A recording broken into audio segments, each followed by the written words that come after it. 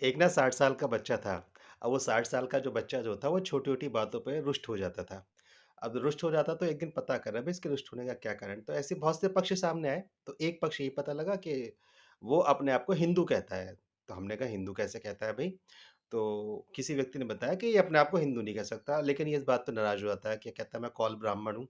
तो हमने कहा चलो देखते हैं भई क्या स्थिति है? तो पता करा तो पता लगा कि जो उसके पिताजी थे, उसके जो पापा थे, यानी कि जो बच्चे के दादा थे वो अपने आप में पारसी थे, तो इस हिसाब से बच्चा पारसी हो गया। तो बोले नहीं, नहीं, नहीं, नहीं ये लोकतंत्र है और हम नव उदारवाद नीति में चलते हैं, तो हम माँ की तरफ से देखेंगे। तो जब माँ का पता लगा तो माँ के जो पिता थे वो अपने आप में क्रिश्चियन थे, कैथोलिक क्रिश्चियन थे। अब इस हिसाब से अगर माँ के हिसाब से देखेंगे तो वो कैथोलिक क्रिश्चियन हो जाता है, पिता की तरफ से देखेंगे तो पारसी हो जाता है।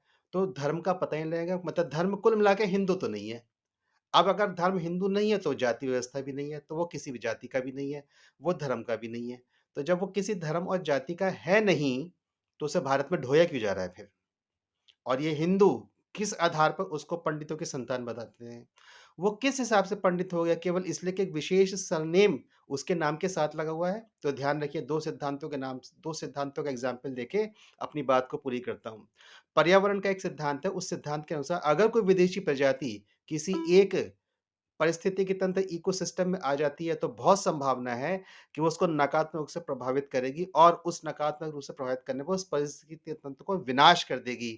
तो अगर कोई एक बाहर की प्रजाति भारतीय हिंदू सनातनी पारिस्थितिकी तंत्र में आती है, तो उसको विनाश करने के काम करेगी ना और जब वो विनाश करने का काम करेगी, तो एक सरनेम अडॉप्ट करना पड़ेगा ताकि वो बता सके कि ताकि वो दिखा सके कि मैं तुम्हारे बीच की हूँ प्रजाति, लेकिन वो मेरे बीच की प्रजाति नहीं है और अंदर ही अंदर मेरी जड़ काटने का काम कर रही है। दूसरा सिद्धांत लेते हैं हम चाणक्य के अनुसार। चाणक्य भी अपनी राज्य नीति में यही बात कहते हैं कि एक विदेशी मूल का व्यक्ति कभी भी देश की संपन्नता, वैभवता और उसके सतत विकास और भविष्य को लेकर सोच नहीं सकता है। हमको शत्रु बोध करना पड़ेगा।